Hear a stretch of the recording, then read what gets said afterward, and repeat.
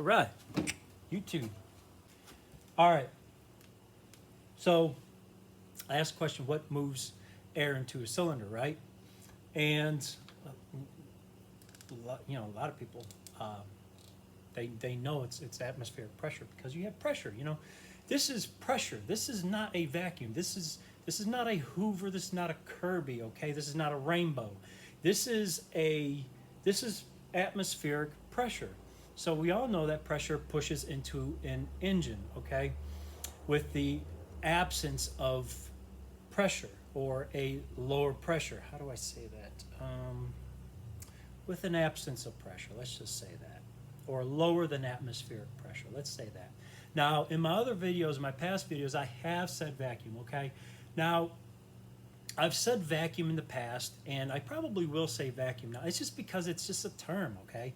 It's just it's not right. It's not, physics correct. It's not fluid dynamics correct.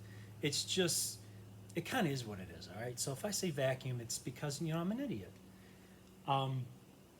So you have atmospheric pressure, and that pushes into an engine. Now, have you ever watched a vacuum gauge? Have you ever driven a car with a vacuum gauge? Okay, just driven it like normally. All right, BMW, they used to have the vacuum gauge right there on the dash, or the economy gauge, and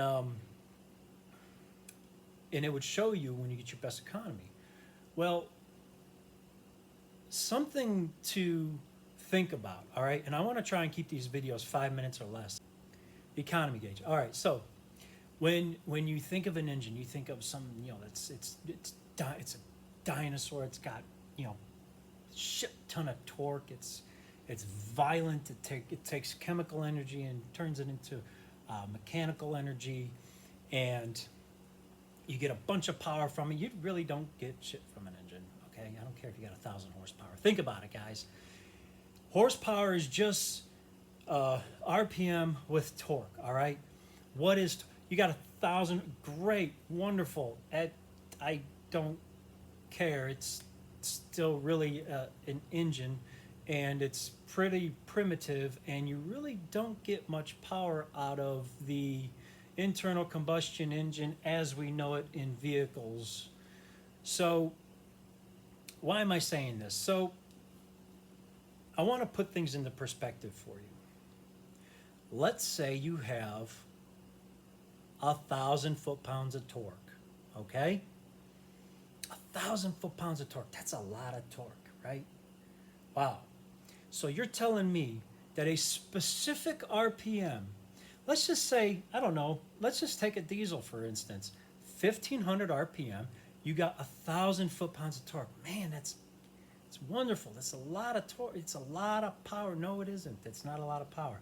1,000 foot. Think about it. If you're to take a 10-foot pole and put 100 pounds of pressure on the end of the 10 foot at that specific RPM, without taking into consideration the inertia, the rotational mass, the momentum, the kinetic energy, the minus eddy currents. If you're to put 100 pounds on that 10-foot bar, you would stop that engine cold in its tracks. 100 pounds on a 10-foot pole. And you may say, well, yeah, but it's still 1,000 foot-pounds of torque. Well, yeah, 1 foot. And that's fine. But think about this. Get a vacuum gauge, hook it to your engine, drive it down the street, and you will take notice of the vacuum gauge, okay? Take notice of the pressure gauge, all right? And you will see that that engine is more sensitive to a little hill than you think. When you have steady accelerator pressure, you're not moving the throttle, okay? No more gas, no more. Well, actually, the map sensor, you will sense that there's more of a. Let's just say you keep the throttle steady, okay?